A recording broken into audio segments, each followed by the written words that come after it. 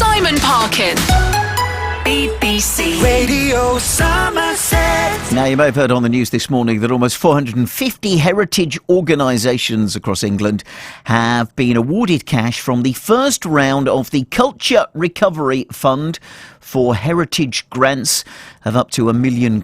So, one project on Exmoor that teaches people traditional rural skills, things like hedge laying, axe hewing, basket weaving, spoon carving, green woodworking using cleft timber and blacksmithing, has just been given a chunk of cash. The Riverside Project site even has links to the Doomsday Book. So let's find out more about it from Peter Collins, who is from the project. Morning, Peter. Good morning, Simon. I've still got all my clothes on. Well, that's a relief to everyone. Yeah, it's a relief. The dog's quite happy about it. Well, I'll bet. I'll absolutely bet. Well, also, it's a bit nippy outside, so, you know, there are lots of upsides to this. But congratulations on getting the grant. How much have you got? We've been awarded £24,800. And that's a huge sum of money. How is it going to help the project?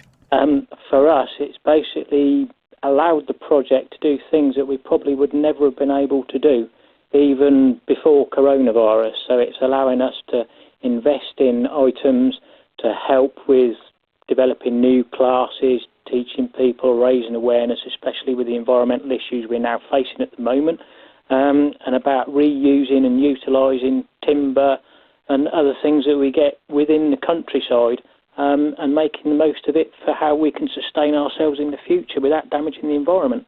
And that is lovely, isn't it? That, you know, sort of looking at the old ways is helping us shape the new ways, which is a brilliant thing to do. But also, I mean, just hearing about those rural skills that I read out in the introduction there, things like hedge laying and basket weaving and axe hewing. What is axe hewing, by the way? Well, axe hewing, traditionally in old buildings years ago, if they did timber frames, all the beams, rather than be cut on a sawmill as they are today, would be hewn by a person with an axe to make the square beam from a tree log.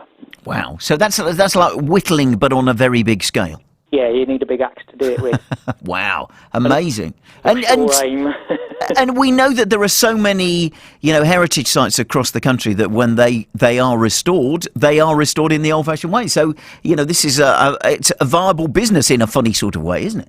Yeah, well, the project's all about teaching people about these old skills because they are lost. Not many people do them anymore. With old buildings, especially if they're a listed building, the heritage people stipulate certain criteria that the building has to be done in.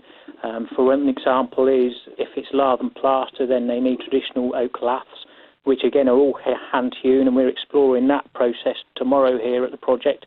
And it's all old crafts and skills that are sadly dying out, and today with a lot of old buildings falling into disrepair or again that have been repaired badly by people that didn't know any different previously, we're now sort of finding these issues and rescuing the buildings hopefully and putting them back together as they should be. So the heritage building sector in the future is probably going to be a huge, huge area, and it's quite an interesting area for people to get into if they want to get into building work, but not on modern day building systems where you use mass-produced stuff that's not necessarily eco-friendly, and the old methods are a lot slower, a lot more time-consuming, and these skills need to be learnt, and sadly they don't seem to teach some of these skills anymore.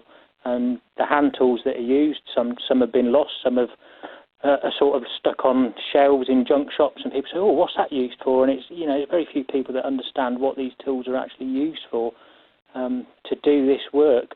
And specifically, years ago, they made tools for a certain job, and these craftsmen use these tools for that job. And that's what we're all about, trying to encourage people to rediscover these skills, live more at harmony with the nature using a permaculture system. That's why we're trying to also now to develop at the Riverside Project since coronavirus.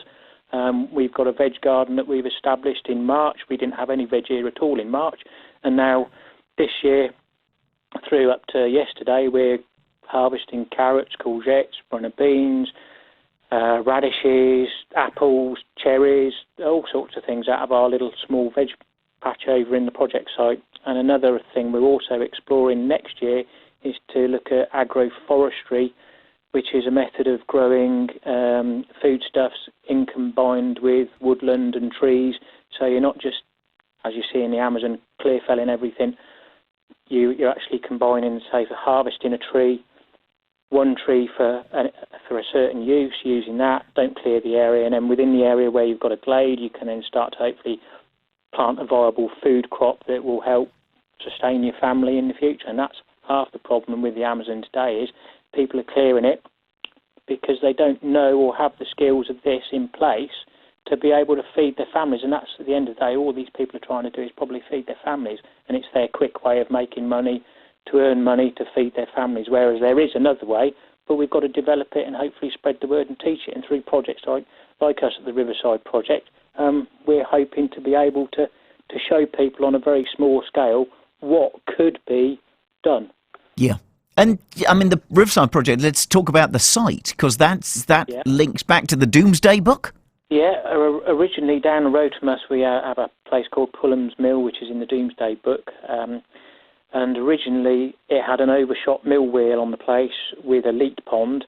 With the leat pond, we believe, was fed through our woodland from the river that runs through our site here at the Riverside Project, hence why it's called the Riverside Project, and that went down to feed the old mill. But obviously hundreds and hundreds of years ago this was done, and sadly it's all fell into decline and no sign of it anymore. You can roughly kind of see a line of probably where it would have gone and how the water catchment worked, and where potentially there were some sluice gates back into the river to let any overflow out from the catchment pools, which were probably located up in our end of the woodland here, and that would have fed that. So the site over many, many years has probably had lots of different uses, probably some sort of rough grazing, the mill leat. We also believe that some of the ancient coppice stools in there of the hazel are really, really quite big, and they haven't been managed for a long time, but probably they would have been managed, and they would have been used for making hurdles, small bean sticks, that sort of thing, thatching spars for thatchers.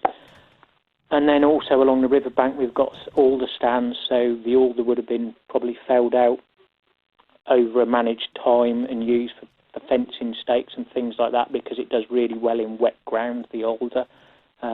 And also it can be used for charcoal burning. So years ago they used to use charcoal a lot. But also in Brompton Regis many years ago we used to have the biggest wagon works in the country. Sadly it doesn't exist anymore, it's now a house, but they used to employ quite a few people. I think it was nearly 200 people or something. Wagons as in horse-drawn wagons? Yeah, they were the old horse-drawn wagons. So years ago you'd get the wagons that were made in different areas, and they had their style from the area they came from. Brompton Regis had one of the largest wagon works in the country. Gosh, amazing. Sadly, it all got broken up, turned into a house, but I believe most of the collection of tools that were still in there when it closed down went to the Somerset Rural Life Museum. Well, that's brilliant that they're still somewhere. That's great. Well, Peter, listen, I could talk to you for hours. It's fascinating. And you have to promise us that when the world gets back to normal, we'll be allowed to come and have a look and come and meet you. It'd be great. But for now, congratulations on getting the grant, and thanks ever so much for coming on and telling us about it. Have you got a website so we can find out more? You can follow us at theriversideproject.org. Well, I'm going to go on there straight away. But listen, thanks ever so much for your time today. And again, congratulations on that grant. That's forward to seeing you at the project, hopefully in the near future.